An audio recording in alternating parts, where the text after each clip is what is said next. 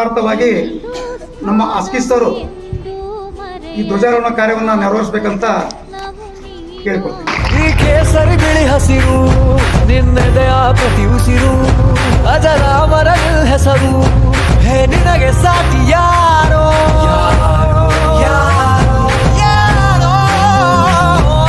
ದಿನ ದಿನ ದಿನ ದುಡಿವೆ ನೀನು ಓಹೋ ಕ್ಷಣ ಪ್ರತಿ ಕ್ಷಣ ರಭಸದಿಯೋ ಕಣ ಕಣದಲ್ಲೂ ದೇಶ ಪ್ರೇಮ ಓಹೋ ಎಂದೆಂದು ನಿಂಗೆ ಜಯ ಹೋ.